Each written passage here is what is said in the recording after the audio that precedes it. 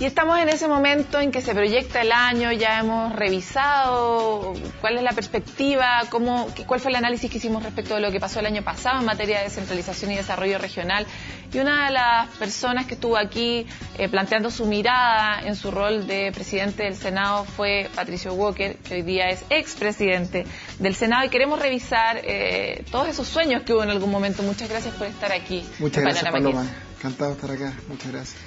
Senador, nosotros escuchábamos su discurso cuando asumió y tenía un compromiso ferviente con todas las demandas postergadas por siglos, digamos, por mucho tiempo en materia de descentralización. ¿Cómo evalúa su año a cargo del Senado, digamos, como presidente del Senado? Bueno, en general, cuando asumimos la cuenta o en el primer discurso, nosotros nos comprometimos a varias cosas. Uno de ellas era el tema de descentralización, otro era el tema de probidad y transparencia, agenda infancia, en fin. Yo diría que en probidad y transparencia nuestros desafíos eran bien altos. O sea, por ejemplo, tuvimos la primera cuenta pública en la historia del Congreso Nacional. Nos demoramos un poquito, 204 años, en hacer la primera cuenta pública del Congreso Nacional. En esa cuenta asumí varios compromisos, por la crisis de confianza, ¿cierto?, poder aprovechar de aprobar las nuevas leyes de probidad y transparencia. Las 6 se aprobaron antes de cumplirse un año que se formó la Comisión Engel. Esto significa, por ejemplo, que las próximas campañas no va a haber financiamientos de empresas, el CERVEL va a tener atribuciones para fiscalizar el uso de recursos en campaña, se bajan los gastos de campaña a la mitad, queremos menos derroche y más sobriedad, más austeridad en las campañas, pérdida al cargo y cárcel para el que hace trampa en campaña en materia de financiamiento, en fin. Pero además de eso aprobamos una ley muy importante, y esto fue una semana antes de que dejara yo el cargo de presidente del Senado, la Ley Orgánica del Congreso Nacional, que básicamente elimina todos los privilegios. Por ejemplo, parlamentario que no va a sesión, multa, al igual que cualquier trabajador chileno que le descuentan el día no trabajado. Prohibición de usar información privilegiada, obvio, pero hay que ponerlo en la ley.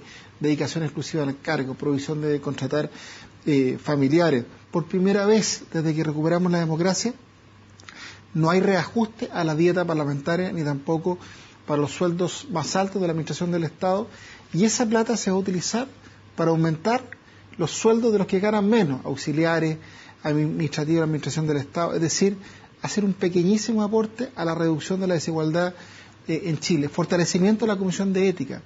En Inglaterra, en la década del 90, una crisis política similar a la que tuvimos en Chile. ¿Qué es lo que hicimos? Lo mismo que ellos, fortalecer las comisiones de ética. ¿En qué consiste esto? Que vamos a tener profesionales expertos en probidad y transparencia que van a apoyar la labor de la Comisión de Ética, por ejemplo, para cruzar los datos entre las materias que contiene un proyecto de ley y la declaración de intereses de los parlamentarios, para que tengan que decirle usted se tiene que inhabilitar, y si no lo hace van a haber sanciones, y sanciones no solamente de amonestación, sino que drásticas, pecuniarias. Entonces, yo creo que eso fue importante, fue relevante. El 100% de los compromisos que asumimos los cumplimos. Acá tengo mi cuenta, se la dejo a usted, Paloma, para que si tiene tiempo la pueda leer, y el 100%, reitero, de los compromisos fueron aprobados. Uno dice... Tuvo buen timing también, o sea, coincidió con todos los escándalos y con una presión social también que postergó muchas de las agendas, entre esas la de descentralización. La probidad terminó siendo el tema del año pasado. Yo creo que no hay ciudadano que no agradezca ese nivel de avance.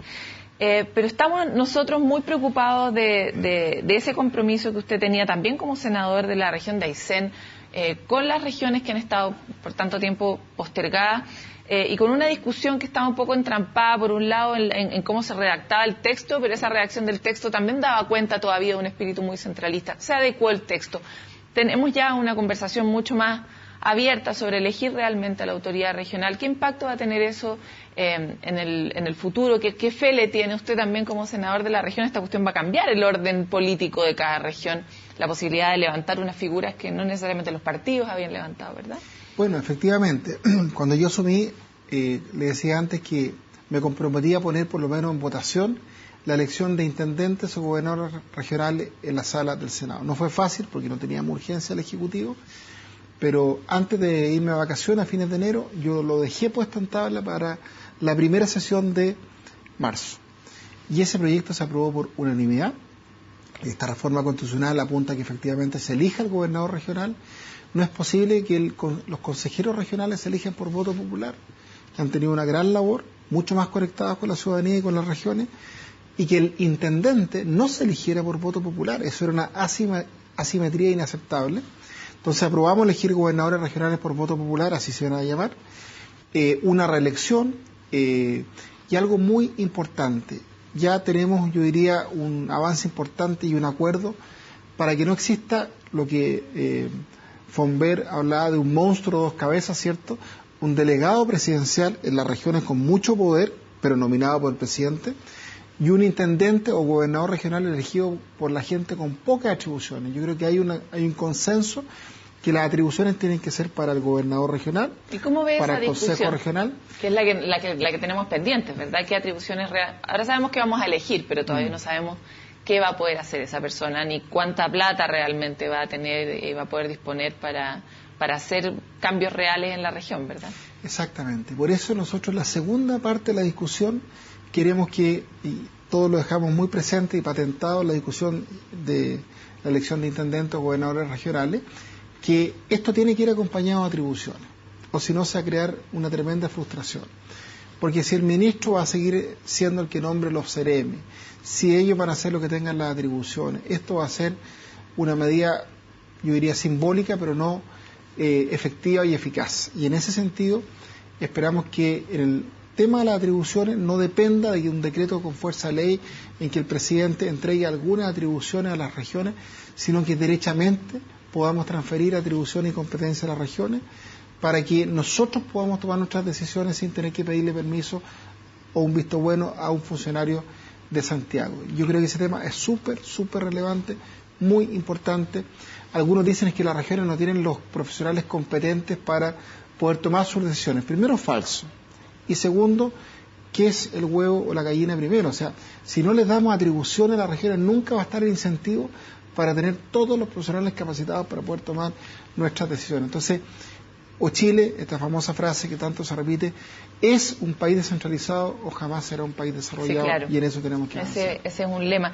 Ahora, senador, hace un año más o menos atrás, 8 meses atrás, estábamos en una entrevista nosotros también en el contexto de estos seminarios que organiza la Fundación Chile Descentralizado y hablábamos de la oposición, de la resistencia que había desde distintos sectores del Senado a la elección directa de intendentes. Pues se aprueba por unanimidad. Ahora la resistencia parece estar en qué competencias y qué capacidades y cuánta plata. ¿Cuál sería su postura y cómo ve que está el caldo, digamos, para que esa cuestión realmente avance hacia donde necesitamos? A ver, acá hay 3 temas. Algunos decían pongámonos de acuerdo en los 3 temas antes de avanzar con la elección de intendente. Eso no iba a pasar nunca. Por eso yo dije, no, partamos con la elección de intendente para con una presión desencadenar este proceso e ir avanzando en estos temas, ¿cierto? Entonces, lo primero, elección de gobernadores regionales, gran avance.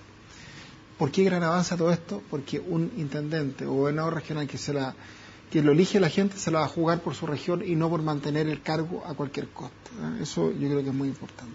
Segundo, el tema de las competencias y atribuciones. Ahí tenemos que llegar a un acuerdo con el gobierno. Tenemos un apoyo muy fuerte de nuestro subsecretario de Desarrollo Regional, Ricardo Cifuentes, que está comprometido con esto. Él fue intendente de la región de Coquimbo, es un regionalista. En ese sentido, él está en la misma línea de la Fundación Chile Descentralizado y la línea de todos los que somos regionalistas en Chile. Pero ¿tenemos el apoyo del ministro también? Pero tenemos que convencer a Hacienda. Porque Hacienda siempre es renuente a transferir competencias, a perder control y poder en el manejo de las competencias y los recursos. Entonces, ahí vamos a tener una segunda discusión que vamos a empezar a tener luego, ¿cierto?, con el Ministerio de Hacienda. Y en tercer lugar está el tema fiscal. Si le vamos a dar o no atribuciones a los gobiernos regionales para que ellos puedan recaudar recursos en la región. Ese es el tema probablemente más difícil, porque ahí sí que Hacienda se pone como un erizo en contra de cualquier medida de esa naturaleza. Por lo tanto, yo digo, un dicho en el campo dice que no es muy académico, vamos matando los piojos de a uno antes que los piojos lo maten a uno, avancemos en lo que podamos avanzar, pero sin dejar de discutir y tratar de avanzar en estos temas de manera paralela. Ya, senador, pero usted tiene una región que aparte no es cualquiera, es una región muy activa, muy militante de sus demandas, que tiene bastante clara su reflexión regional a diferencia de muchas otras. y esa región esperará de usted que tenga un mínimo aceptable. ¿Cuál es su mínimo aceptable como senador respecto de esas competencias, esas capacidades y esos financiamientos? El mínimo aceptable para mí es que no dependamos de un decreto con fuerza ley en que el presidente de la República va a decidir qué servicios y qué ministerios van a tener competencias privativas en las regiones. ¿Ya? O sea, que en la ley podamos decir qué competencias se transfieren a las regiones. ¿Y cuáles serían así las que usted transferiría, que le parecen prioritarias? Corfo, Cernatur, Cercotec, todo lo que diga relación CENSE con el desarrollo productivo de las regiones tiene que estar en las regiones. Yo soy partidario de agregar, por ejemplo, Servio. No es posible que las viviendas de la región de Aysén, que yo represento, tengan el mismo subsidio y criterio que en Santiago. O las de Arica. Por ejemplo, ¿cuánto es el subsidio tradicional del Ministerio de la Vivienda por una subsidio del DS49, ¿cierto?, para las viviendas dinámicas en deuda? 700 UF. En Aysén no se construye ninguna vivienda por menos de 1.100 UF, porque el costo de vida es mayor, porque hay que invertir más en aislamiento, por los temas del clima, que tenemos un invierno mucho más largo, ¿cierto? Tenemos 2 estaciones en el año. Entonces, yo creo que vivienda tiene que ser un tema que tiene que traspasarse a las regiones. Servio. Muy importante. Respecto de las platas que el gobierno regional debiera manejar, o por ejemplo de esta posibilidad de que las empresas que operan en ciertas regiones dejen efectivamente sus patentes en esas mismas regiones. Ese es otro tema absolutamente clave. En esta ley nosotros tenemos que establecer que no es posible que las empresas que operan en las regiones, las patentes, los tributos, en fin, se paguen todo donde está la matriz. Eso no puede ser, y las patentes tienen que pagarse donde están las empresas. Eso es un tema absolutamente fundamental, y en eso tenemos, yo diría, unanimidad los senadores. ¿Cuáles van a ser sus compromisos en este periodo ya post-presidencia del Senado? ¿Cuál va a ser su trabajo con la región? ¿Cuáles son los focos para el periodo que le queda? Bueno, naturalmente yo sigo trabajando en la región. Nosotros tenemos un programa que se llama el PETSE, Programa Especial de Desarrollo de Zonas Extremas, que hay $1.000 millones comprometidos para nuestro gobierno regional, para el desarrollo regional.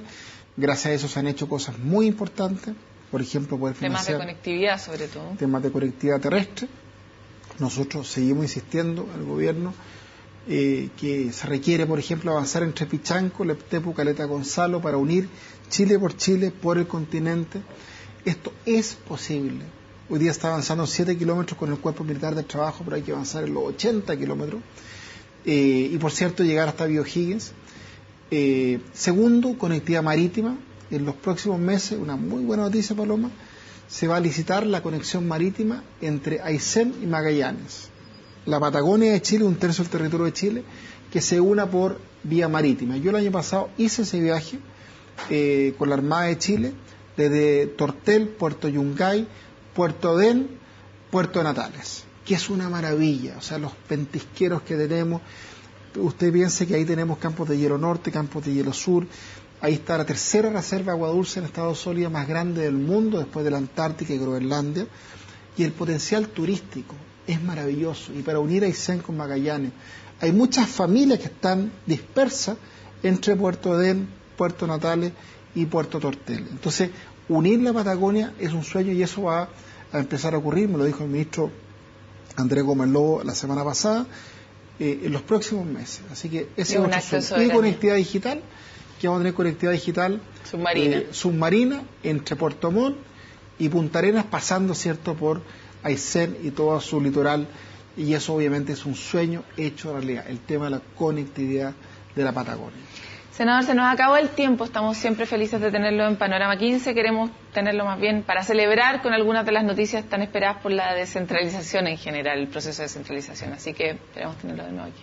Encantado, muchas gracias, Paloma, que esté muy bien. Hasta aquí llegamos con esta conversación, hemos avanzado, hay muchos pendientes, hay que estar muy atentos también de los distintos compromisos que se están tomando a nivel regional, a nivel nacional, para avanzar efectivamente en el proceso de descentralización. Este gobierno sea un paso adelante, ¿verdad? Y no todavía un pendiente en esa materia para las regiones. Nos vemos muy pronto otra vez en Panorama 15.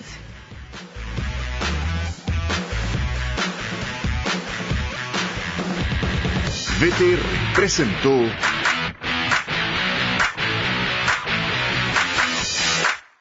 Estamos en tu ciudad. Miramos tu realidad.